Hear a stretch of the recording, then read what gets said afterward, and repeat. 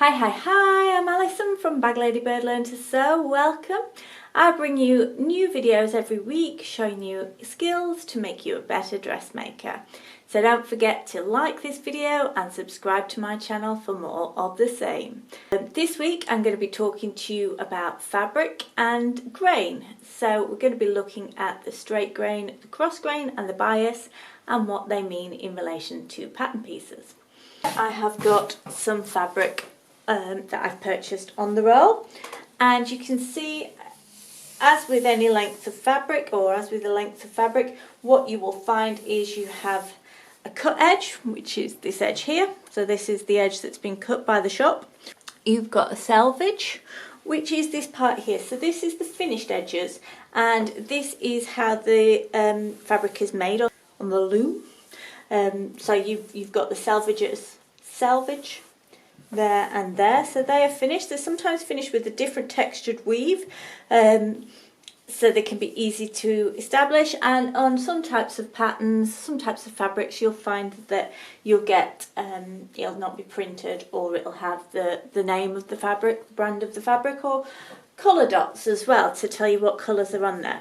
So when you look at a pattern piece with regards to the grain, you get two different types of grain lines. So we've got a grain line here indicated on your pattern with a straight line, usually with an arrow at either end.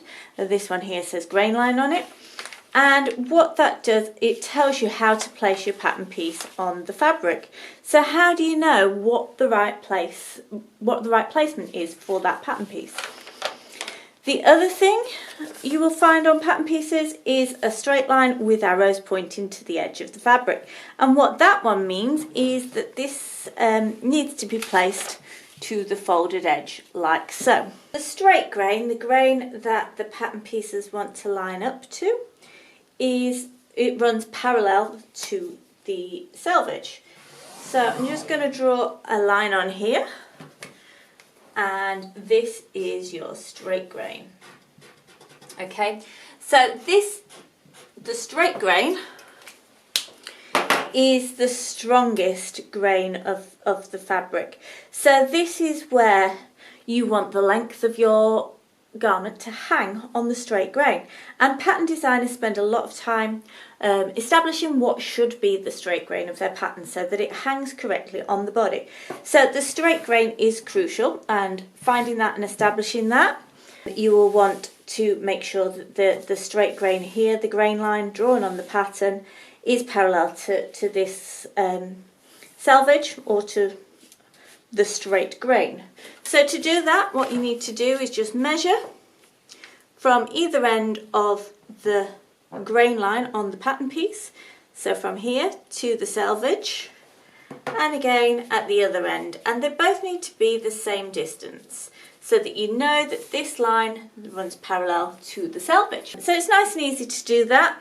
Just make sure you do it for every pattern piece. If you folded your fabric in half, your folded edge should automatically be on the straight grain as well. You can just place these folded edge pattern pieces onto there. Okay, so cross grain is your 90-degree angle from your selvage. That is still strong, but not as strong as your straight grain. So sometimes you can get away with placing pattern pieces on the cross grain. So if you need to use your space economically, you can use the cross grain to do that. Sometimes it's the 45-degree angle. So this is when something is cut on the bias. So if you're cutting bias binding, you'll need to establish and find that 45-degree angle and cut your strips along that direction. What happens on the bias angle is that the fabric gives and stretches, so it helps it move around curves and corners. So that works for bias binding, but it also, on certain styles of dresses commonly seen in the 30s, the dresses would have been cut on the bias, so they created that stretch around the body before lycra and stretch fabrics and knit fabrics came into common usage. Take care when you're cutting your pattern that you follow the correct grain. Don't just wing it. It's really crucial to getting your clothes hanging well when they are finished. So always make sure you measure your grain lines. If you've enjoyed this video and want more great Learn to Sew content to help make you a better dressmaker, you can join me over at the Learn to Sew membership club. The link's in the description box below. Remember to like and subscribe to my channel for more great Learn to Sew videos that will help make you a better dressmaker.